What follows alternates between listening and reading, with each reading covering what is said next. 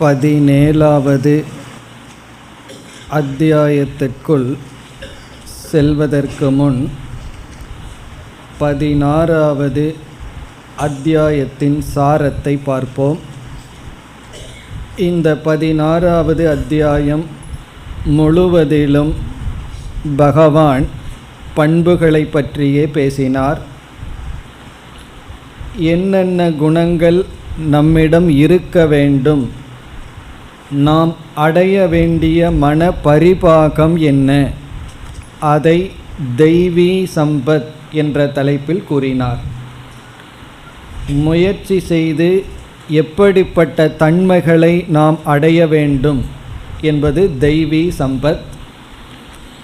பிறகு அதே முயற்சியுடன் மனதில் இருக்கின்ற எப்படிப்பட்ட குணங்களை நீக்க வேண்டும் என்பதை ஆசுரி சம்பத் என்ற தலைப்பில் கூறினார். தெய்வீ சம்பத் என்ற கருத்தானது 13வது அத்தியாயத்தில் பகவான் ஞானம் என்ற தலைப்பில் 20 பண்புகளை கூறினார். அதனுடைய தொடர்ச்சிதான் இங்கு தெய்வீ சம்பத் என்று நாம் பார்த்தோம். எதற்கு இந்த நல்ல குணங்கள்? ஞாபகம் வைக்க வேண்டிய கருத்து, இந்த குணங்கள் நம்மிடம் இருந்தால்தான் மனித சுகத்தையே நாம் அடைய முடியும். மோட்சத்துக்கு செல்லுதல் என்பது மிக தூரத்தில் இருக்கின்றது. மனித உடலை எடுத்து மனித சுகத்தை அடைய வேண்டுமென்றாலும் கூட நமக்கு நற்பண்புகள் தேவை. மிருக சுகத்தை அடைய மிருக உடல் போதும். மிருகங்களினுடைய உடலை விட்டு மனித உடலை நாம் எடுத்து நாம் மிருகங்களினால் மட்டும் அனுபவிக்கின்ற சுகத்தை அனுபவித்து கொண்டிருந்தால் பிறகு மனித சுகத்தை நாம் மனித உடலை எடுத்து பயனற்றவர்கள் ஆகின்றோம். தியாகத்தினுடைய சுகம், அன்பினுடைய சுகம், மன்னித்தல், அதனால் கிடைக்கின்ற சுகம், இதையெல்லாம் மனிதர்களால் மட்டும்தான் அனுபவிக்க முடியும். ஆகவே தெய்வீ சம்பத் அல்லது நற்பண்புகள் நமக்கு மனித லோகத்திலேயே அதிகமான மன நிறைவை, மகிழ்ச்சியை, இன்பத்தை கொடுக்க காரணம். இரண்டாவதாக இதனுடைய பலன், மோட்சத்திற்கு இவைகள் அடிப்படை சாதனைகள். நாம் வேதாந்தத்தில் கூறுகின்ற கருத்தை புரிந்து கொள்ள வேண்டுமென்றால் நமக்கு இந்த பண்புகள் இருந்தால்தான் அறிவு நமக்கு ஏற்படும். ஜீவ பிரம்ம ஐக்கிய ஞானம் ஏற்பட இந்த பண்புகள் அவசியம். ஞானம் ஏற்பட்டு ஞான நிஷ்டை அடைய வேண்டுமென்றாலும் நமக்கு இந்த பண்புகள் அவசியம். இப்போ இந்த பண்புகள் முதலில் மனித சுகத்தை அடைய அல்லது உலகிலேயே அதிக இன்பத்தை அடைய காரணமாகின்றது. இரண்டாவதாக ஞானத்திற்கு சாதனையாகின்றது. மூன்றாவது ஞான நிஷ்டைக்கும் நாம் பார்த்த தெய்வீ சம்பத்துக்கள் எல்லாம் காரணமாகின்றது. பிறகு எவைகளையெல்லாம் நீக்க வேண்டும், அவைகளை ஆசுரி சம்பத் என்று பகவான் கூறினார். இந்த அத்தியாயத்தில் முதல் 3 ஸ்லோகத்தில் 1 - 3 வரை 26 பண்புகளை பகவான் குறிப்பிட்டார். இந்த 3 ஸ்லோகங்களில் 26 தெய்வீ சம்பத். அதில் நம்ம எவைகளெல்லாம் நம்ம 13வது அத்தியாயத்தில் பார்த்தோமோ அதை ஞாபகப்படுத்தி கொண்டு அங்கு பார்க்காத பண்புகளையெல்லாம் விரிவாக பார்த்தோம். அபயம் சத்துவ சம்சுத்திகி என்று பகவான் ஆரம்பித்தார். பயப்படாமல் இருத்தல் தெய்வீ சம்பத் என்று ஆரம்பித்தார். பிறகு 4வது ஸ்லோகத்தில் ஆசுர சம்பத்தினுடைய சாரமாக சிலவற்றை கூறினார். அசுர சம்பத்தினுடைய சாரமாக சில கருத்தை கூறி 5வது ஸ்லோகத்தில் 2 பண்புகளினுடைய விளைவுகளை கூறினார். தெய்வீ சம்பத் விமோக்ஷாய நிபந்தாய ஆசுரி மதா. தெய்வீ சம்பத் நமக்கு மோட்சத்துக்கு சாதனமாகவும் ஆசுரி சம்பத் நம்முடைய பந்தத்துக்கு காரணமாகவும் அமைகின்றது என்று கூறினார். பிறகு அர்ஜுனனை தேர்த்தினார். நீ தெய்வீ சம்பத்துடன் தான் பிறந்திருக்கின்றாய், ஆகவே நீ துயரப்பட வேண்டாம் என்று கூறி, இதுவரை பகவான் கீதையில் தெய்வீ சம்பத்தையே விளக்கி வந்தார். ஆகவே இந்த அத்தியாயத்தில் 6வது ஸ்லோகத்தில் ஆரம்பித்து 21வது ஸ்லோகம் வரை அசுர சம்பத்தை பகவான் விளக்கினார். இதை எதற்கு விளக்கினார் என்றால், நற்குணங்களையெல்லாம் நாம் தேடி சென்று அடைய வேண்டும், தீய குணங்களெல்லாம் அது நம்மை தேடி அடையும். நம்ம மனதை அப்படியே விட்டுட்டோம் அப்படின்னா தீய குணங்களெல்லாம் அடைந்து விடும். அதற்கு முயற்சியே செய்ய வேண்டாம். அதற்கு நம்ம ஒரு உதாரணம் பார்த்துருக்கோம். ஒரு பயிர் விளைய வேண்டும்னு சொல்லி நெல்லோ சோளமோ நம்ம போடுவோம். களைங்கிறது அது இயற்கையாக வரும். நாம் எந்த பயிரை வளர்க்கணுமோ அதற்கு தான் தண்ணீர் விடுவோம். முட்செடிகளெல்லாம் நாம் முயற்சி இல்லாமல் வரும். நாம் அங்கே என்ன பண்ணணும்னா, நம்முடைய முயற்சி நீக்குவதற்கு, அதை அடைவதற்கு அல்ல. யாருமே ஆசுரி சம்பத்தை அடையிறதுக்கு நான் ரொம்ப கஷ்டப்பட்டு அடைஞ்சேன்னு சொல்ல மாட்டார்கள். பேசாமல் இருந்தாவே அடைஞ்சிடுவோம். நம்ம பாட்டுக்கு வாழ்ந்துட்டு இருந்தோம், சுபாவமாக இருந்தோம்னா எல்லா தீய குணங்களும் வந்துவிடும். அதை நீக்கிறதுக்கு தான் முயற்சி செய்ய வேண்டும். அந்த ஆசுரி சம்பத்தை தான் பல ஸ்லோகங்களில் பகவான் விளக்கினார். அதை நம்ம சுருக்கமாக சாரமாக சிலதை பார்ப்போம். இப்போ என்னென்னலாம் சொன்னாருங்கிறத ஸ்லோகத்திற்குள் செல்லாமல் நம்ம 1, 2, 3ங்கிற லிஸ்ட்டில் பார்ப்போம். எப்படி தெய்வீ சம்பத் 20, 26ன்னு பார்த்தது போல இங்கு நாம் பார்க்கலாம். ஆசுர சம்பத்தை பகவான் சிலதெல்லாம் மீண்டும் மீண்டும் திருப்பி திருப்பி கூறினார். இப்போ என்ன கூறினார்ங்கிறதுல நாம் இங்கே ஒரு 14 ஆசுரி சம்பத்தை பார்ப்போம். இதெல்லாம் எதற்குனா, கஷ்டப்பட்டு வளர்த்துறதுக்கு அல்ல, அல்லது இதெல்லாம் யாருக்கிட்ட இருக்குன்னு கண்டுபிடிக்கிறதுக்கு அல்ல, அல்லது நம்மகிட்ட இருக்குன்னு வருத்தப்பட்டு இருக்கிறதுக்கு அல்ல. இது நம்ம இடத்துல இருக்கும், இல்லைன்னா கண்டுபிடிச்சா இருக்கும், நமக்குள்ள மறைஞ்சிருக்கும். அதை கண்டுபிடித்து நீக்க முயற்சி செய்ய வேண்டும். அவைகள் என்ன என்பதை பார்ப்போம். 1, முதல் ஆசுரி சம்பத்தாக பகவான் பல இடத்தில் கூறுவது அஞ்ஞானம், அறியாமை. அறியாமையே அசுர குணம்ங்கிறார். இங்கு அறியாமை என்பது ஆத்ம அனாத்ம அறியாமை அல்ல, தர்ம அதர்ம அஞ்ஞானம். எது தர்மம் எது அதர்மம் என்று புரிந்து கொள்ளாமல் இருத்தல், தர்மம் அதர்மம்ங்கிறதே தெரியாமல் இருத்தல். இது அசுரர்களுடைய குணம். அவர்களுக்கு தர்மம்னாவே என்னவென்று தெரியாது. இதுதான் முதல். 2வது முக்கியமானது அஞ்ஞானத்தினுடைய விளைவான மோகம், மயக்கம். மோகம் என்றால் அதர்மத்தை தர்மம்னு நினச்சிட்டு போகிறது, தர்மத்தை அதர்மம்னு நினச்சிட்டு விட்டு விடுதல். அதர்மந்தான் தர்மம்னு நினைத்து கொண்டு இருத்தல், பிறகு தர்மத்தை அதர்மம்னு நினைத்து கொள்ளுதல், மயக்கம், மோகம். தனக்கு எது நாசத்தை கொடுக்குமோ அதை அவர்களே எடுத்து கொள்வார்கள். இது 2வது முக்கியமானது. 3வது முக்கியமான அசுர சம்பத் ஹிம்சா பரத்துவம். ஹிம்சை, மற்றவர்களுக்கு ஹிம்சை செய்தல். இதெல்லாம் தலையான முக்கியமான அசுர சம்பத். முதல் அஞ்ஞானம், அறியாமை, தர்மாதர்ம அஞ்ஞானம். 2வது மோகம். 3வது ஹிம்சா, மற்றவர்களை ஹிம்சைப்படுத்துதல். இப்போ நம்ம சொல்லலாம், நான் யாரையும் அடிக்கிறது இல்லையே உதைக்கிறது இல்லையே, என்ன ஹிம்சைப்படுத்துறேன்னு சொல்லி. நாம் சின்ன வயதில் தான் மற்றவங்களை கையில காலிலையும் அடிப்போம், ஹிம்சைப்படுத்துவோம். கொஞ்சம் வயதானதற்கு பிறகு நாம் மற்றவங்களை ஹிம்சைப்படுத்துவதற்கு பயன்படுத்துகின்ற கருவி நம்முடைய வாக், நம்முடைய சொற்கள். நம்முடைய சொற்கள்னால தான் மற்றவர்களை துயரப்படுத்தி வருகின்றோம். எப்பொழுதெல்லாம் நம்முடைய சொற்களினால் மற்றவர்களை துயரப்படுத்துகின்றோமோ அந்த நேரத்தில் நாம் அசுரர்களாக இருக்கின்றோம். இல்லையா, அந்த நேரத்தில் எனக்கு பல்லெல்லாம் பெருசாக இல்லையேன்னா அதெல்லாம் சும்மா டிவியில் காக்கிற ஒரு பிக்சர், அவ்வளோதான். நம்ம இப்படி இருக்கிற மாதிரியே இருந்துட்டு எப்போ ஒருத்தரை ஹிம்சப்படுத்துகிறோமோ அப்போ நம்ம அசுரர்கள் ஆகிவிட்டோம். அந்த அஹிம்சையில் நம்ம பார்த்துருக்கோம், ஒருவர் திருந்துவதற்காக நன்மைக்காக செய்கிறது அது அஹிம்சை இல்லை. டாக்டரை ஹிம்சப்படுத்துகிறாருன்னா அவர் ஒரு பெரிய அசுரரான்னு கேட்கக்கூடாது. அதெல்லாம் நம்ம பார்த்துட்டோம். வெறுப்பினாலும் பழி வாங்க வேண்டும் என்ற எண்ணத்தினாலும் நாம் மற்றவங்களுக்கு ஹிம்சை செய்யும் பொழுது அசுரர்கள் ஆகி விடுகின்றோம். இந்த 3 தான் மிக முக்கியமான அசுரர்களுடைய குணம்.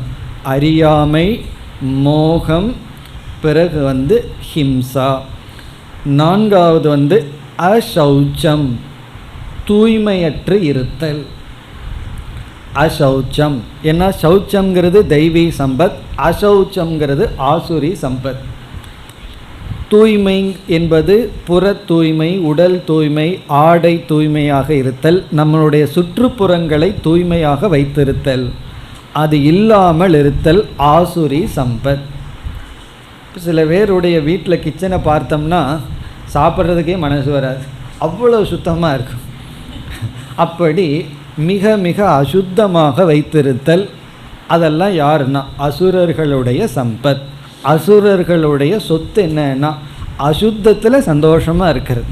அப்படி நாம் சாப்பிட்ற பிளேட்டு, ஈவன் நெகம் வெட்டி இருக்கணும், நெய், அப்படி எல்லாத்துலேயும் தூய்மையாக இருத்தல். நமக்கு இது தெரிவதில்லை. சில பேர் அசுத்தமாக இருக்கிறதே இது விரதம்னு நினைத்து கொள்கிறார்கள், தவம்னு நினைத்து கொள்கிறார்கள். நான் 6 மாதம் குளிக்க மாட்டேன், இது ஒரு பெரிய விரதமாக, இது பெரிய தவம்னு நினச்சிப்பார்கள். அதெல்லாம் இல்லை, அதெல்லாம் அசுரர்களுடைய தவம், சௌச்சம். பிறகு அடுத்தது அனாச்சாரக, ஆச்சாரமற்று இருத்தல், ரிலீஜியஸ் டிசிப்ளின். அனாச்சாரம்னா பண்பாடு இல்லாமல் இருத்தல். அதாவது நம்ம உணவை எப்படி பார்க்கணும் அதெல்லாம் ஆச்சாரம். உணவை காலில் மிதிக்கக்கூடாது, உணவை நம்ம வேஸ்ட்டு பண்ணக்கூடாது, இப்படியெல்லாம் சில ஆச்சாரங்கள் இருக்கின்றது. ஆச்சாரங்கிற பேரில் நம்ம ஹிம்சப்படுத்திடக்கூடாது மற்றவர்களை. ஆச்சாரங்கிறது ஒழுக்கம், நடைமுறை, நடத்தை, சிவிலைசேஷன்னு சொல்கிறது, சிவிக் சென்ஸ் அப்படின்னு சொல்கிறது ஆச்சாரம். அது இல்லாமல் இருத்தல் அனாச்சாரம். அசுரர்களிடம், அசுர சம்பத்தை இருப்பவர்களிடம் அனாச்சாரம் இருக்காது. அதற்கு அடுத்தது அசத்தியம். அசத்தியம் நமக்கு தெரியும், அவர்களுடைய வாயில் உண்மையே வராது, எப்பொழுதும் பொய் தான் பேசுவார்கள். உண்மை பேசுறதுக்கு தான் அவர்கள் யோசித்து பேசணும். பொய் பேசுறதுங்கிறது இயற்கையாக வந்துடும், வாயை திறந்தால் பொய் தான் வரும். உண்மை பேசணுன்னா தான் அவர்கள் ரொம்ப யோசிக்க வேண்டியது இருக்குது. அப்படி அசத்தியம், பொய் சொல்வது. பிறகு இந்த உலகத்தை பற்றிய கருத்து, தத்துவம் அனீஸ்வரம் ஜெகது, இந்த உலகம் இறைவனற்றது, அது அவர்களுடைய கொள்கை. அனீஸ்வரம் ஜெகது, ஈஸ்வரன் அற்றது இந்த உலகம். பிறகு அதற்கு அடுத்தது காமம், ஆசை. இந்த ஆசையையும் நம்ம கவனமாக புரிந்து கொள்ள வேண்டும். தர்மத்துக்கு உட்பட்ட ஆசை பற்றி நம்ம பேசவில்லை. தர்மத்துக்கு உட்பட்ட ஆசையை தர்மப்படி அந்த ஆசையை பூர்த்தி செய்வதையும் நம்ம பேசலை. அளவாக ஆசையை நாம் பூர்த்தி செய்வதையும் பேசவில்லை. இப்போ இங்கே ஆசைன்னு சொன்னால் அதார்மிக காமக, அதர்மமான ஆசை, இனியொருவருடைய பொருளை அபகரிக்கணுங்கிற ஆசை. பிறகு தர்மமான ஆசையாக இருந்தாலும் அதர்மமான வழியில் பூர்த்தி செய்தல், அப்படிப்பட்ட ஆசை. பிறகு அளவுக்கு மீறிய ஆசை, பேராசை. இதெல்லாம் அசுரர்களுடைய குணம். அதர்மமான விஷயத்தில் ஆசை, தர்மமான ஆசையாக இருந்தாலும் அதர்மமான வழியில் அனுபவிக்கிற ஆசை. பிறகு அளவுக்கு மீறிய ஆசை. அதற்கு அடுத்தது குரோதம், கோபம். ஏன்னா ஆசை தடைப்படும் பொழுது குரோதமாக வெளிப்படுகின்றது, கோபமாக வெளிப்படுகின்றது. எப்பொழுதெல்லாம் கோபப்படுறோமோ அப்பொழுதெல்லாம் நாம் அசுரர்கள். அதற்கு பிறகு லோபம். லோபம் என்றால் மற்றவர்களிடம் பகிர்ந்து கொள்ளாமல் நாமே அனுபவிக்க வேண்டும் என்கின்ற புத்தி. ஆசைப்பட்ட பொருளை அடைந்து விட்டால் ஆசை லோபமாக மாறிவிடுகின்றது. ஆசைப்பட்ட பொருள் தடைப்பட்டால் ஆசை குரோதமாக மாறிவிடுகின்றது. அதையெல்லாம் நம்ம பார்த்தோம். அதற்கு அடுத்தது சிந்தா பரத்துவம். சிந்தாம் அபரிமேயாம்னு சொன்னார். சிந்தா பரத்துவம்னா எப்பொழுதும் மனதிற்குள் குழம்பிக் கொண்டே இருத்தல், துயரப்பட்டு கொண்டே இருத்தல். சிந்தா பரத்துவம், எப்பொழுதுமே நம்ம எதையாவது நினைத்து கொண்டு இருத்தல். பிறகு அடுத்தது மானித்துவம். மானித்துவம்னா கர்வம், நம்மையே நாம் உயர்வாக நினைத்து கொள்ளுதல். அந்த உயர்வுக்கான தகுதி இருக்கோ இல்லையோ அப்படி ஒரு கற்பனை. பூஜ்யத்துவ பாவம், தன்னை உயர்வாக நினைத்தல். ஏதாவது நம்ம சில தவங்கள் செய்தால் அந்த தவத்தினுடைய சைடு எஃபெக்டாக நம்மை உயர்வாக நினைத்தல். அல்லது பகவான் இங்கு கூறியபடி தன மான மத அன்விதாக, தன நிமித்தமாக, அறிவு நிமித்தமாக, குல நிமித்தமாக, ஜாதி நிமித்தமாக உயர்வாக நினைத்து கொள்ளுதல்.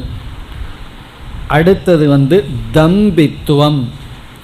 தம்பம்னா நம்முடைய நற்காரியங்களை எல்லாம் வெளியே காட்டி கொள்ளுதல். இதெல்லாம் நம்ம பார்த்தோம், பந்தா அப்படின்னெல்லாம் பார்த்தோம். தம்பம், தன்னையே உயர்வாக காட்டி கொள்ளுதல். ஆடையில் காட்டி கொள்ளுதல், நகைகளில் காட்டி கொள்ளுதல், பிறகு பேச்சில் காட்டி கொள்ளுதல். இப்படி நம்மையே உயர்வாக காட்டி கொள்ளுதல். ஆடையில் மட்டும் இல்லை, எல்லாத்துலேயும் எதுலையெல்லாம் தம்பத்தை காட்ட முடியுமோ அதிலையெல்லாம் காட்டுவார்கள்.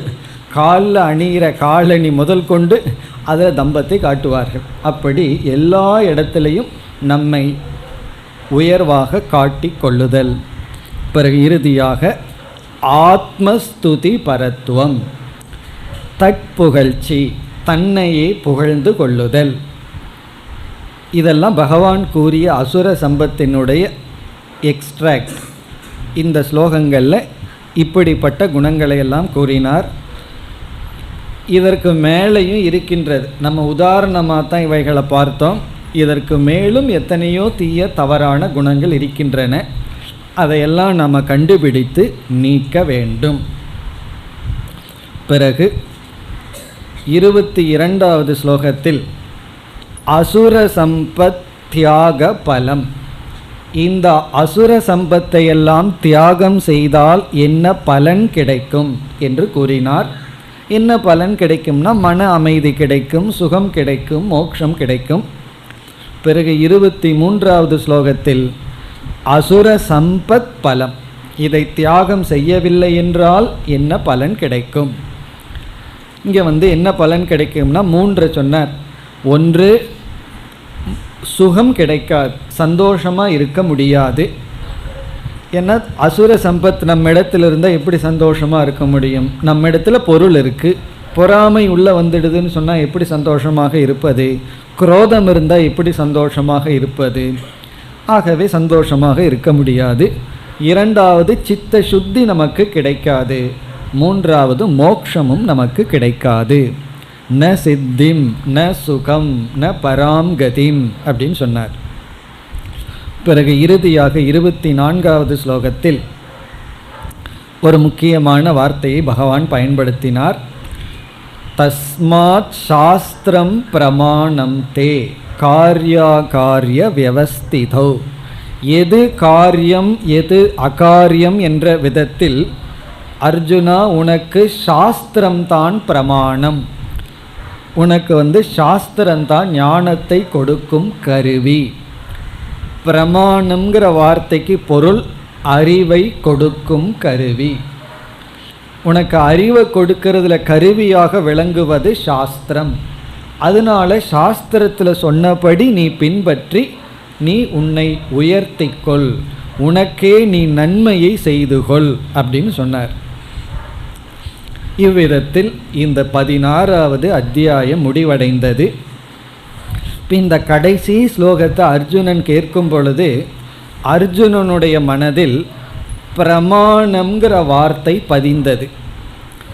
சாஸ்திரம்தான் உனக்கு அறிவை கொடுக்க கருவி அப்படிங்கிற வார்த்தை பதிந்தவுடன் இயற்கையாக ஒரு சந்தேகம் அர்ஜுனனுடைய மனதில் வந்தது. அந்த சந்தேகமானது ஸ்ரத்தையை பற்றியது. ஸ்ரத்தாங்கிற விஷயத்தில் அர்ஜுனனுக்கு ஒரு சந்தேகம் வந்தது. ஆகவே அர்ஜுனன் ஒரு கேள்வியை கேட்கின்றான். அந்த கேள்வியுடன் 17வது அத்தியாயம் துவங்குகின்றது. இந்த 17வது அத்தியாயத்தினுடைய ஆரம்பத்தில் ஸ்ரத்தையை பற்றிய கருத்துக்கள் வருகின்றது. அதனால தான் இந்த அத்தியாயத்திற்கு ஸ்ரத்தாத்ரய விபாக யோகம் என்று பெயர். ஸ்ரத்தாத்ரயம்னா ஸ்ரத்தையை பகவான் 3ஆக பிரித்து பேசுகின்றார். ஸ்ரத்தாத்ரய விபாகம்னா பிரித்தல். இப்போ ஆரம்பத்தில் நமக்கு ஸ்ரத்தையை பற்றிய கருத்து, பிறகு வேறு சில கருத்துக்களை பகவான் கூற இருக்கின்றார். இந்த அத்தியாயம் அர்ஜுனனுடைய கேள்வியுடன் துவங்குகின்றது. இப்பொழுது 17வது அத்தியாயத்தில் முதல் ஸ்லோகத்திற்கு செல்லலாம். அர்ஜுனனுடைய கேள்வி. அர்ஜுன உவாச்ச ये शास्त्रविधिमुत्सृज्य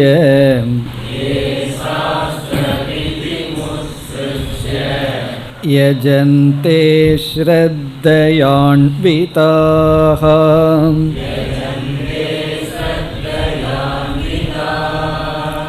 तेषां निष्ठा तु का कृष्ण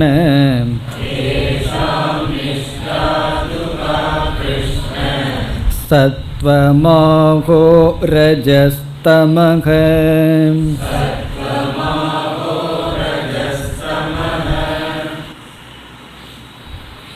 ஸ்ரத்தா என்ற கருத்தை நாம் சற்று விரிவாக புரிந்து கொள்ளப் போகின்றோம். இந்த சொல்லும் நாம் கேள்விப்பட்ட சொல்தான். ஸ்ரத்தா என்றால் நம்பிக்கை, விஸ்வாசம். ஆங்கிலத்தில் ஃபெய்த் அல்லது ட்ரஸ்ட் அப்படின்னு சொல்லுவோம். ஃபெய்த், ட்ரஸ்ட், நம்பிக்கை, விஸ்வாசம், இதெல்லாம் ஸ்ரத்தா என்று சொல்லப்படுகிறது. இது நம்ம பலமுறை கேள்விப்பட்ட பயன்படுத்துகின்ற சொல்தான். ஆனால் இதில் புரிந்து கொள்ள வேண்டிய விஷயம் இருக்கின்றது. நுண்ணிய கருத்து இதில் அடங்கி இருக்கின்றது. அதை நாம் பார்க்க போகின்றோம். இந்த முதல் ஸ்லோகத்தில் ஆரம்பித்து 6வது ஸ்லோகம் வரை நமக்கு ஸ்ரத்தா, அதுதான் டாபிக். அதற்கு பிறகு பகவான் என்ன சொல்கிறார்ங்கிறத பிறகு பார்ப்போம்.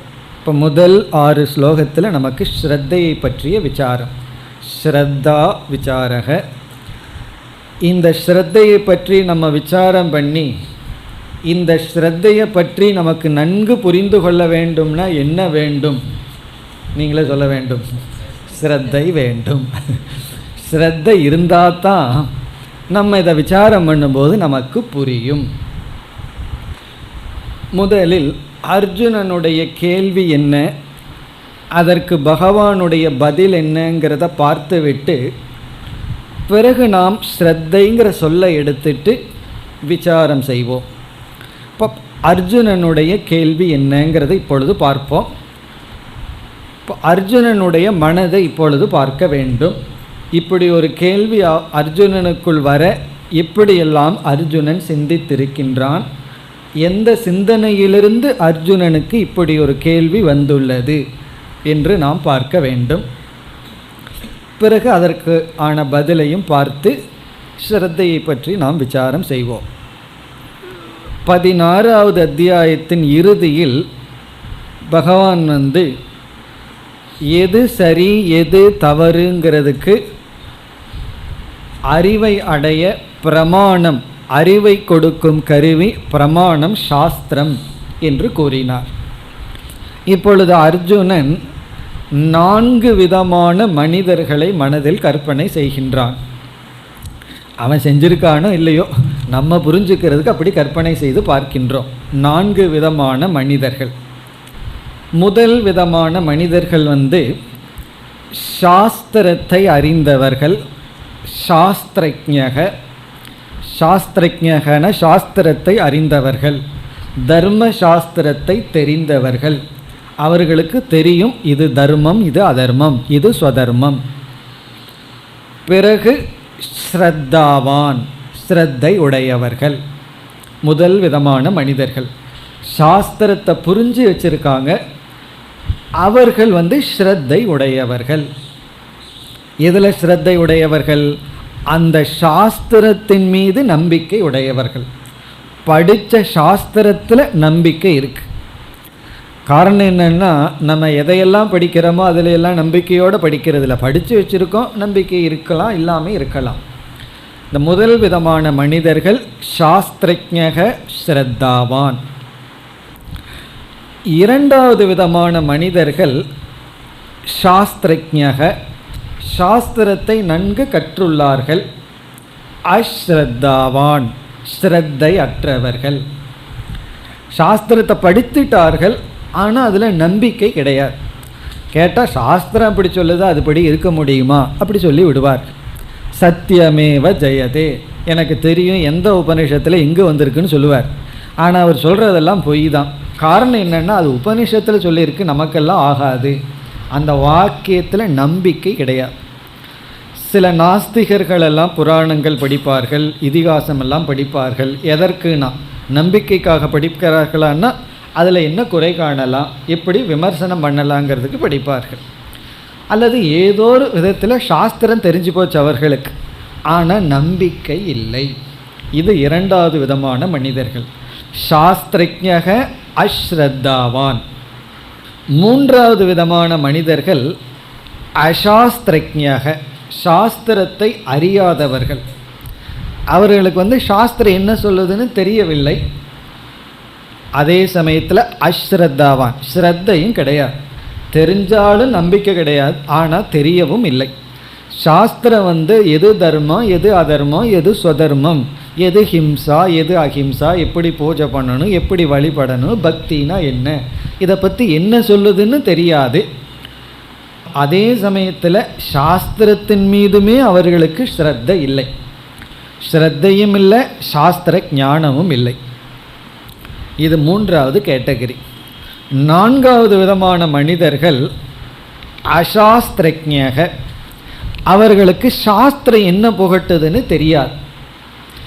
ஏதோ ஒரு காரணத்தினால சாஸ்திரத்துக்கிட்ட அவர்கள் செல்ல முடியவில்லை. சாஸ்திரம் என்ன சொல்லுதுங்கிற ஞானம் அவங்களுக்கு இல்லை. எது தர்மம், எது அதர்மம், இதெல்லாம் அவர்களுக்கு தெரியாது. ஆனால் ஸ்ரத்தாவான், அவர்களுக்கு ஸ்ரத்தை இருக்கின்றது, நம்பிக்கை இருக்கின்றது. சாஸ்திரத்தில் நம்பிக்கை இருக்குது, தர்மாதர்மத்தில் நம்பிக்கை இருக்குது, எது தர்மம் அதர்மம் இதில் எல்லாம் நம்பிக்கை இருக்குது. நம்பிக்கையுடையவர்கள், ஆனால் ஞானமற்றவர்கள். அப்படியும் சிலரெல்லாம் இருக்கிறார். கண்ணப்ப நாயனார் இருந்தார். அவருக்கு என்ன சாஸ்திரம் தெரிஞ்சது, பகவானை பூஜை பண்ணணுங்கிற விதம் ஒன்றும் தெரியல, ஆனால் ஸ்ரத்தை இருந்தது. பிறகு சபரி இருந்தால் ராமர் மீது அவருக்கு பக்தி இருந்தது.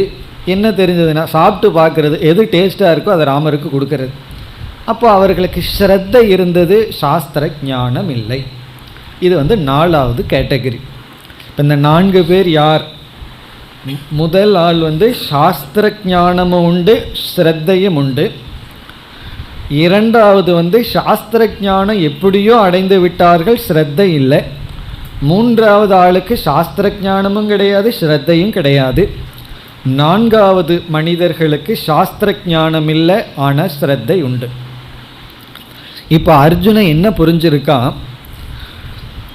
16வது அத்தியாயத்தில் முதல் 3 பேர் என்ன பலனை அடைகிறார்னு பகவான் சொல்லிவிட்டார் அப்படின்னு அர்ஜுனன் உணர்கின்றான். முதல் 3 பேருக்கு என்ன பலன் கிடைக்குதுன்னு பகவான் சொல்லிட்டாரு. 4வது ஆளுக்கு என்ன பலன், என்ன நிலைன்னு சொல்லவில்லையே, அது அர்ஜுனனுடைய சிந்தனை. இப்போ முதல் 3 பேருக்கு என்ன பலன் கிடைக்குதுன்னு சொன்னார் அப்படிங்கிறது இப்பொழுது பார்த்தால், இப்போ முதல் ஆளை எடுத்துக்குவோம். சாஸ்திர ஞானம் உண்டு, ஸ்ரத்தையும் உண்டு. அவர்களுக்கு எது தர்மம் எது அதர்மம்னு தெரியும். முழு நம்பிக்கையும் சாஸ்திரத்தில் இருக்குது. அவர்கள் என்ன நிலையை அடைவார்கள்?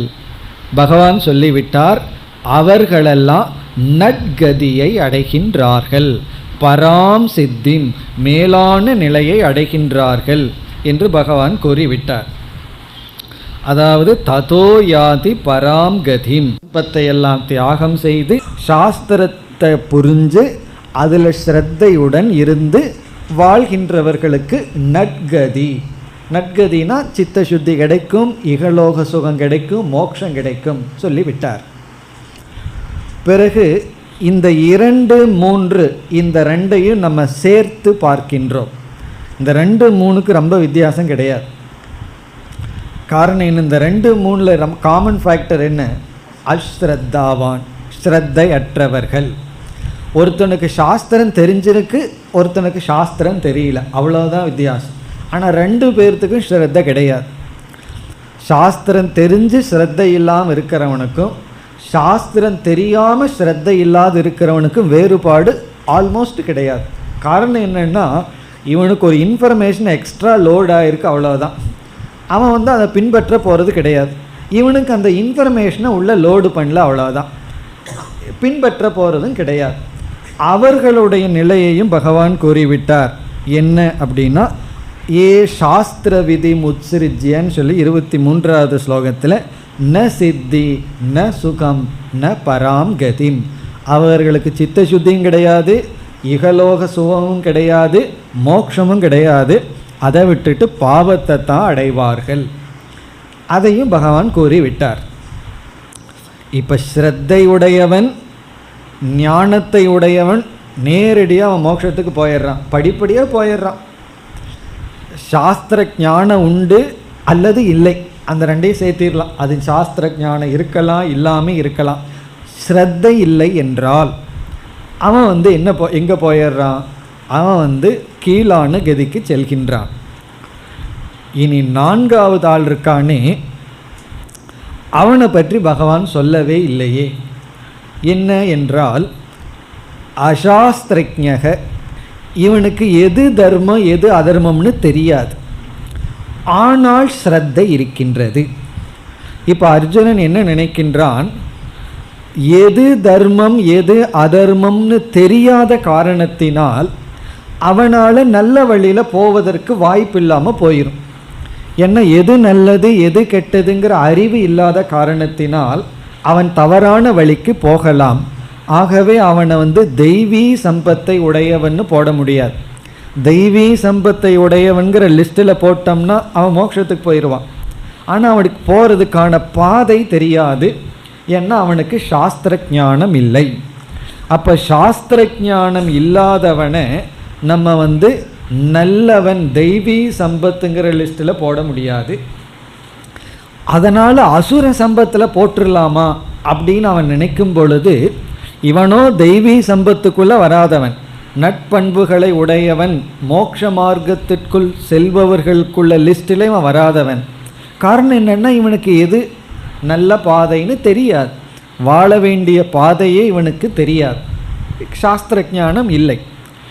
அப்படி என்றால் இவன் ஆசுரி சம்பத்தில் போட்டு கீழே தள்ளலாமான்னு பார்த்தா ஸ்ரத்தாவான், இவனுக்கு ஸ்ரத்தை இருக்கின்றது. இப்போ அறியாமல் தான் அவனுக்கு கிடைச்ச பாவமே தவிர, ஆனால் ஸ்ரத்தை எப்படியோ விட்டு இவனுக்கு ஸ்ரத்தை இருக்கின்றது. அப்போ அர்ஜுனனுக்கு வந்த குழப்பம், இவனுக்கு ஸ்ரத்தை இருக்கிறதுனால அசுரன் அல்ல, அறியாமல் இருக்கிறதுனால தெய்வீ சம்பத்தை உடையவனும் அல்ல. இப்போ இவனுடைய நிலை என்ன? அதுதான் அர்ஜுனனுடைய கேள்வி.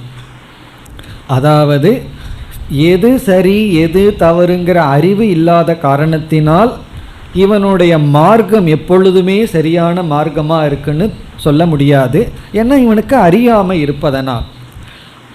ஆகவே இவன் தெய்வீ சம்பத்தை சார்ந்தவன் அல்ல, அதில் போட முடியாது. அதே சமயத்தில் அசுர சம்பத்தை உடையவன் சொல்லலான்னா அதுவும் முடியாது. ஏன்னா இவனுக்கு ஸ்ரத்தை இருக்கின்றது, நம்பிக்கை இருக்கின்றது, தர்மத்திலையும் உண்மையிலும் நம்பிக்கை இருக்கின்றது. இப்போ இவன் அசுரனும் அல்ல, தெய்வீ சம்பத்தும் அல்ல. பகவான் இந்த 2 பேர்த்துக்கு தான் பலன் சொல்லியிருக்கார். தெய்வீ சம்பத்தை உடையவன் என்ன ஆவான்னு பலன் சொன்னார், ஆசுரி சம்பத்தை உடையவனுக்கு என்ன பலன்னு சொன்னார். இப்போ இந்த 2க்கு இடையில ஒருவன் எப்படி வர முடியும்? இவனுக்கு பலன் சொல்லவில்லையே, இவனுடைய கதி என்ன? அதுதான் அர்ஜுனனுடைய கேள்வி. அந்த கதியை சொல்லும் பொழுதே பகவான் ஸ்ரத்தையை பற்றி பேசுகின்றார். ஸ்ரத்தையை பற்றி பேச வேண்டிய அவசியம் பகவானுக்கு விடுகின்றது. இப்போ இதுதான் அர்ஜுனனுக்கு சந்தேகம். 4வதாக நாம் பார்த்தவனுடைய நிலை என்ன? இந்த 4 நம்ம எப்படி பிரிக்கிறோம்? முதல் தெய்வீ சம்பத், 2, 3 ஆசுரி சம்பத், 4வது ஆள் யார்? அவன் தெய்வீ சம்பத்துக்குள்ளே போவானா ஆசுரி சம்பத்துக்குள்ளே போவானா?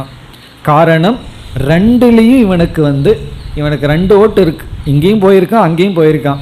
என்னதான் பண்ணுறது இவனை வச்சுட்டு? இதுதான் சந்தேகம். இப்பொழுது அர்ஜுனனுடைய சந்தேகத்தை பார்ப்போம். ஸ்லோகத்திற்குள் சென்றால், எவர்கள், இங்கே எவர்கள்ங்கிறது நாம் சொன்ன இந்த 4வது ஆள். அந்த 4வது ஆளை அர்ஜுனனே இங்கு வர்ணிக்கின்றான். சாஸ்திர விதிம் உத்ஸ்ருஜ்ய.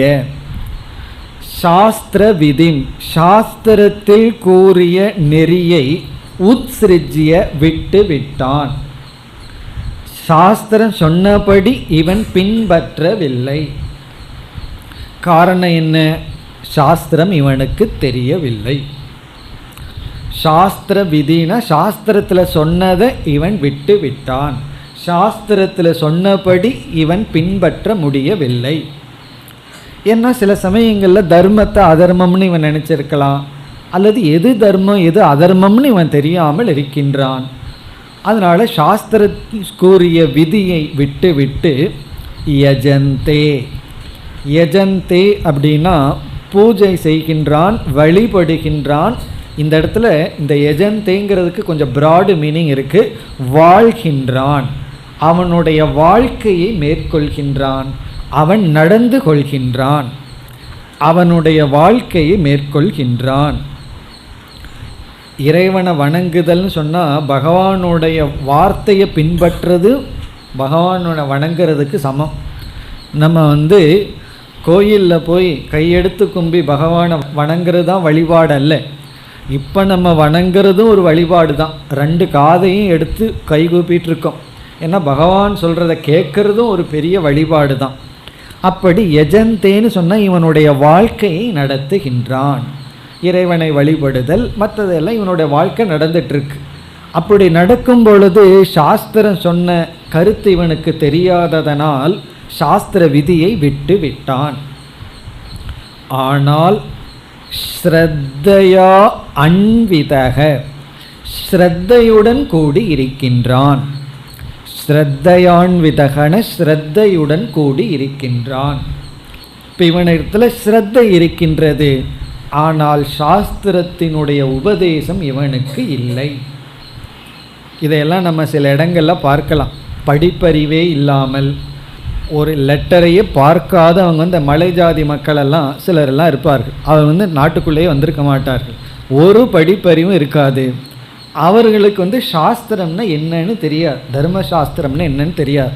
இந்த ரொம்ப ரிமோட் பிளேஸில் வாழ்ந்து கொண்டு இருப்பவர்கள் வாழ்க்கையை நம்ம பார்த்தோம்னா இது அப்படியே அங்கே சில பேர் இப்படி இருப்பார்கள்.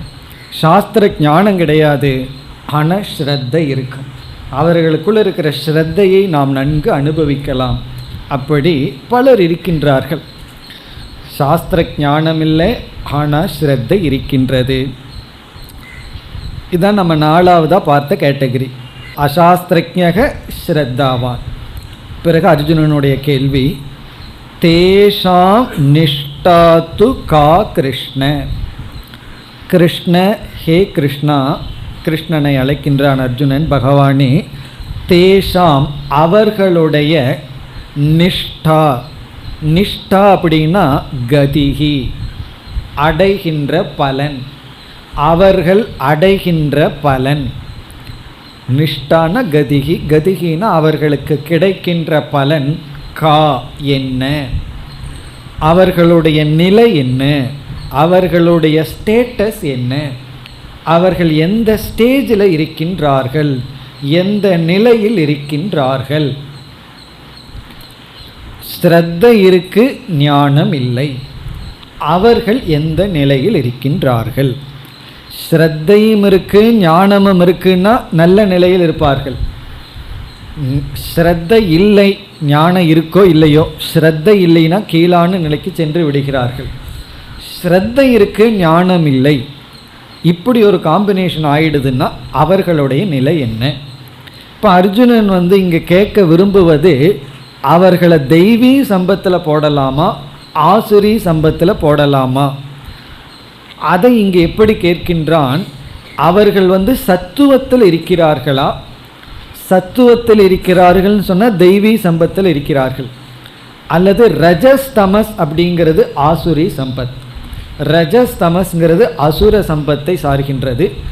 ஆகவே அப்படி இங்கு கேட்கின்றான், சத்துவம் ஆகோ ரஜஸ் தமக, அவர்கள் சத்துவத்தில் இருக்கின்றார்களா அல்லது ரஜோகுணத்தில் ரஜஸினுடைய தூண்டுதலில் இருக்கின்றார்களா அல்லது தமக தமத்தில் இருக்கின்றார்களா? இவர்களுடைய நிலை என்ன? ஸ்ரத்தை இருக்கு, ஞானம் இல்லை. அப்படின்னாவே அவர்கள் செய்கின்ற பூஜை விதங்கள், அவர்களுடைய நடத்தைகள், அவர்களுடைய வாழ்க்கை, இதை நம்ம சத்துவ குணத்தில் அவர்கள் இருப்பதாக எடுத்துக்கிறதா, அவர்கள் சாத்விகமான மனிதர்களா, அதாவது தெய்வீ சம்பத்தை சார்ந்தவர்களா, அல்லது ரஜஸ் தமசை சார்ந்தவர்களா, ராட்சசர்களா அல்லது அசுரர்களா? இந்த ரெண்டுமே ஆசுரி சம்பத். இதை தெரிஞ்சிட்டா நமக்கு என்ன கிடைக்கும்னா, அவர்களுடைய நிஷ்டை தெரிஞ்சிடும். இவர்களை சத்துவம்னு பகவான் சொல்லியிருந்தார்னா இவர்களும் மோட்சத்தை அடைந்து விடுவார்கள். இவர்களை ரஜஸ் தமஸ்னு பகவான் சொல்லிவிட்டால் என்னதான் ஸ்ரத்தை இருந்தாலும் இவர்களுக்கு கதி இல்லை, கீழான நிலைக்கு சென்று விடுவார்கள். இப்போ அர்ஜுனன் கேட்குறது எஸ் ஆர் நோ ஆன்சர். இந்த சில கொஸ்டின் எல்லாம் கேட்பாங்க, எஸ் ஆர் நோ டிக் பண்ணுறது தான். அப்படி அர்ஜுனன் கேட்டிருக்கான். இந்த மாதிரி ஒரு மனிதனை அர்ஜுனன் ப்ரெசன்ட் பண்ணி இவனுடைய நிலை என்ன? இப்போ இதற்கு முன்னாடி நம்ம 3 பார்த்தமே, அது இங்கே அர்ஜுனன் சொல்லவில்லை, ஆனாலும் சிந்தித்தான் நமக்கு புரிகின்றது. காரணம் என்னென்னா, இதற்கு முன்னாடி இருக்கின்ற மனிதர்களுக்கெல்லாம் பலன் பகவான் சொல்லி இருக்கின்றார்.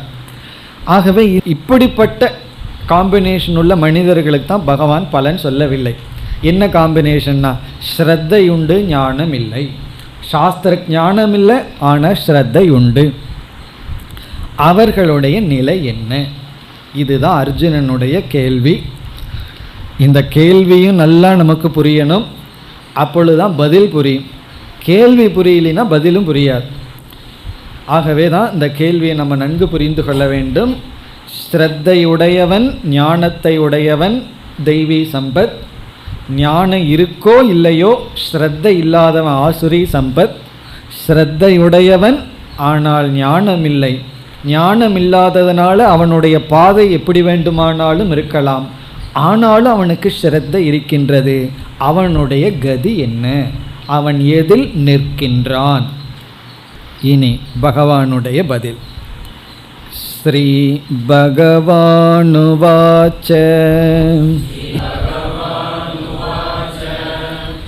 த்ரிவிதா பவதி ஸ்ரத்தா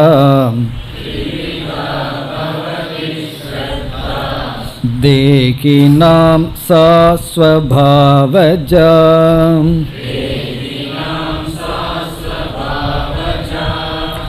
சாத்விகி ராஜசி சைவ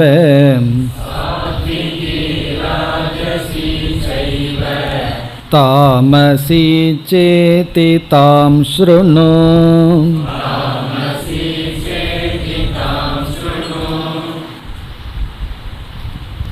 இந்த ஸ்லோகத்திலும் அடுத்த ஸ்லோகங்களெல்லாம் சேர்ந்து பகவான் பதில் கூறுகின்றார். ஆனால் நாம் மேலோட்டமாக படித்தால் இங்கு பகவான் என்ன பதில் கூறுகின்றார் என்பது நமக்கு தெளிவாக விளங்காது. சந்தேகம் வந்தால் படித்து பாருங்க, இதில் என்ன பதில் பகவான் நமக்கு கூறுகின்றார் என்று. காரணம், பகவான் ஒன் வேர்ட் ஆன்சர் எல்லாம் கொடுக்க விரும்பவில்லை.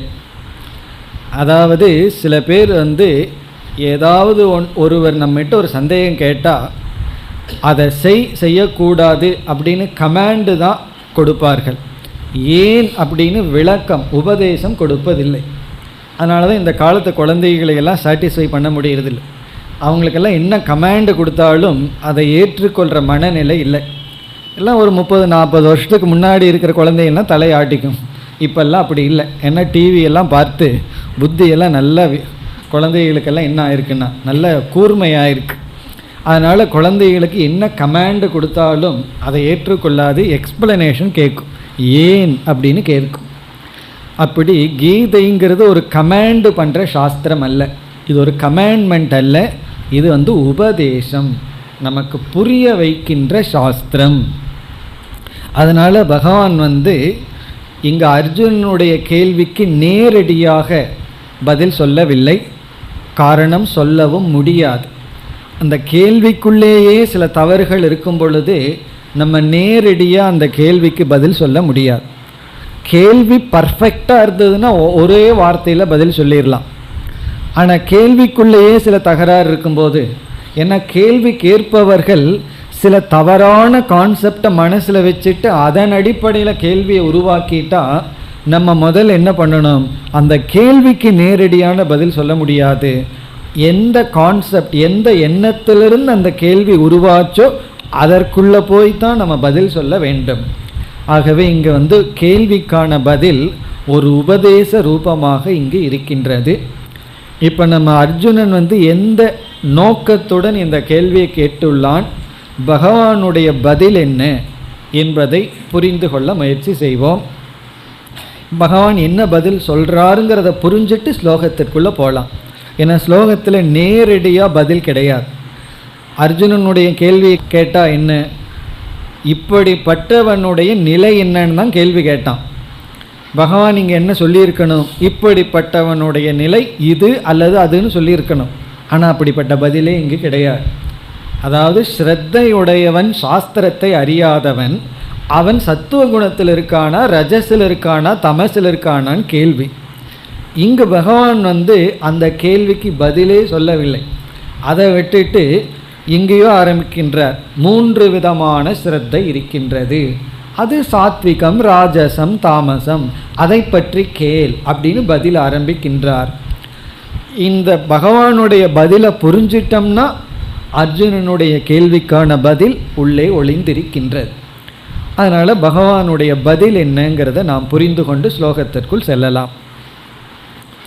ஒரு மனிதனுடைய வாழ்க்கை அவன் அடைந்துள்ள அறிவின் படிதான் நடக்கின்றது. இப்போ நம்ம எந்த பாதையில் போகிறோம்னா நமக்கு லைட்டு தேவை, வெளிச்சம் தேவை. எந்த பக்கம் லைட் இருக்கோ அது வழியாக தான் போவோம். ஒரு பாதை சரியில்லைன்னா உடனே பாதையை நம்ம மாற்றி வெளிச்சமுடைய பாதையில் தான் நம்ம போவோம். அந்த லைட்டுங்கிறதா நமக்கு ஞானம்.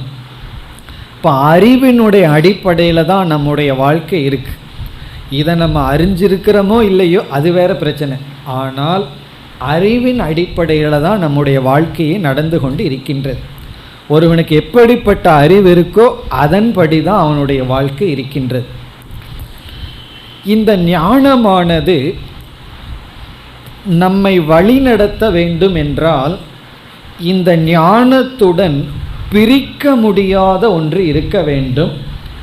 அப்படி அந்த பிரிக்க முடியாத ஒன்று, நமக்கு ஒரு புத்தி இருக்குது, அந்த புத்தியின்படி தான் வாழ்ந்துட்டுருக்கோம்.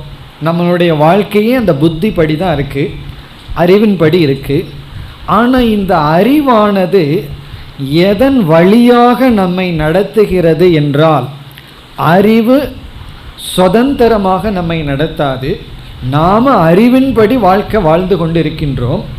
இந்த அறிவு நம்மை நடத்துகின்ற பாதை அல்லது அறிவு எதன் வழியாக நம்மை எடுத்து செல்கின்றது என்றால் அதுதான் ஸ்ரத்தா, நம்பிக்கை.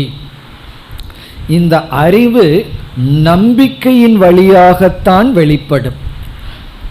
ஆகவே நம்முடைய வாழ்க்கை அறிவின் அடிப்படையில் நடக்குதுன்னு சொன்னால் இந்த அறிவையும் ஸ்ரத்தையையும் பிரிக்கவே முடியாது.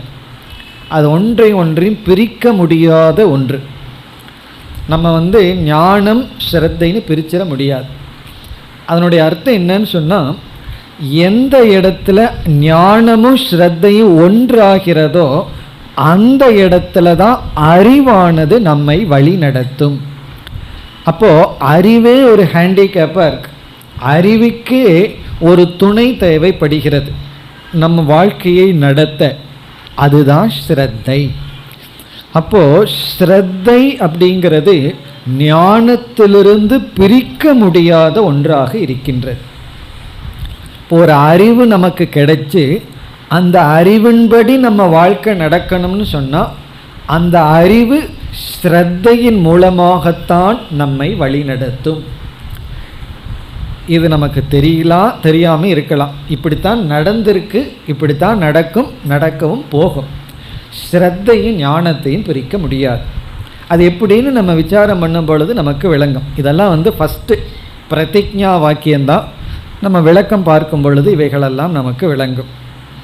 இப்போ முதல்ல புரிந்து கொள்ள வேண்டியது, நம்முடைய முழு வாழ்க்கை எந்த டைரக்ஷனில் போகுது, எப்படி வாழ்கிறோம், எப்படிப்பட்ட சூழ்நிலைகளை உருவாக்குகின்றோம், எப்படிப்பட்ட உறவுகளை வச்சுக்கிறோம், கிடைச்ச உறவுகளை எப்படி காப்பாற்றுகின்றோம், பொருளை எப்படி கையாளுகின்றோம், நம்முடைய வாழ்க்கை தரம் எதன் அடிப்படையில் சொன்னால் அறிவு ஸ்ரத்தையின் வழியாக வெளிப்பட்டு நடந்து கொண்டு இருக்கின்றது.